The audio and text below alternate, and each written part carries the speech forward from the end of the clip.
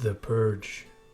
Lilith, the first mother of the Nephilim, was driven into a mad frenzy by the threat of her children's extinction.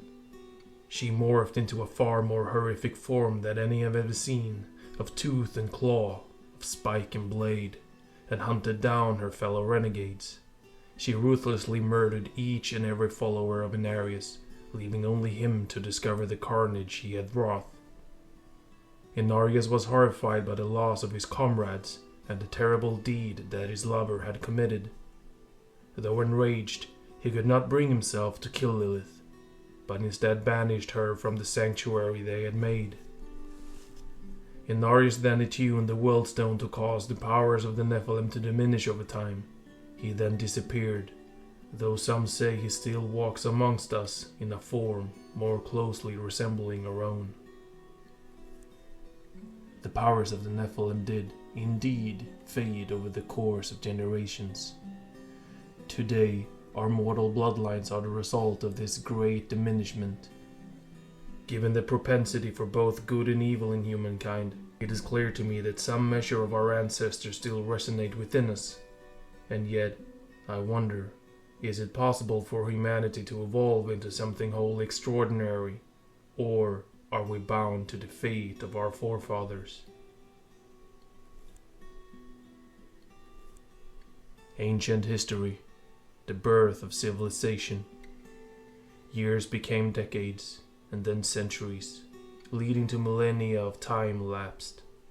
Generations of Nephilim, even with the remarkably long lives they were said to have possessed, passed away.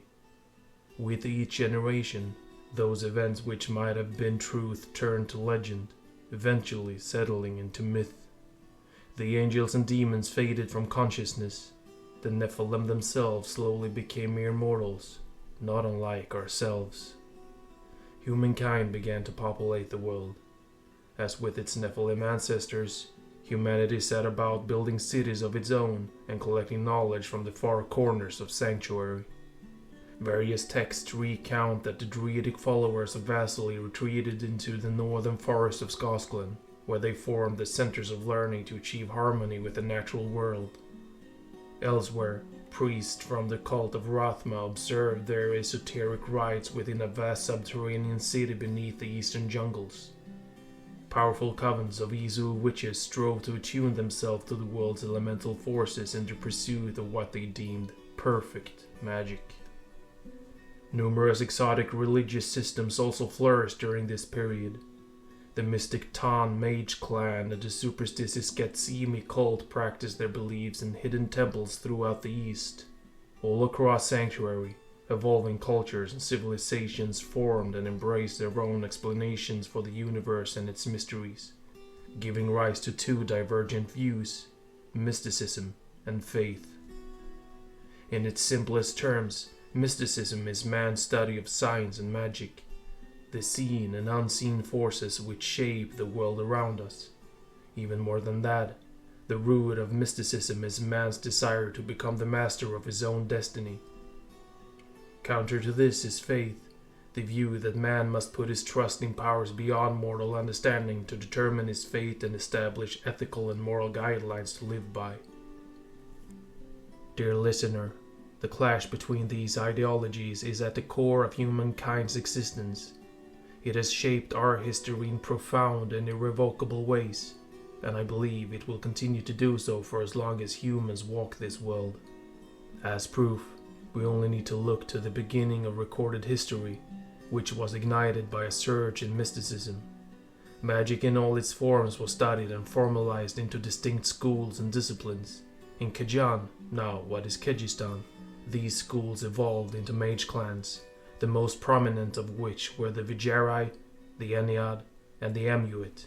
The Ennead was a school that focused on enchantments and transmutation of matter. Its members used practical applications to affect the world around them, while the Amuet clan dabbled in illusion and strove to manipulate reality and our perception of it. It is important to note that not all members of the mage clans were sorcerers. The clans were ethnically and culturally distinct societies with their own laws, customs, artisans, and merchants. Beyond that, Each clan was defined by its adherence to a particular school of magic. While only the mage caste studied this vocation, each clan's discipline nonetheless pervaded all corners of society, evidencing itself in things such as art and regional vernacular. The burgeoning power of the mage clans made their involvement in Kedjan's ruling affairs inevitable. The Al-Rakish, or Mage Council, an organization boasting members from each of the major clans, was formed to rule alongside the kingdom's monarchy and its powerful guilds.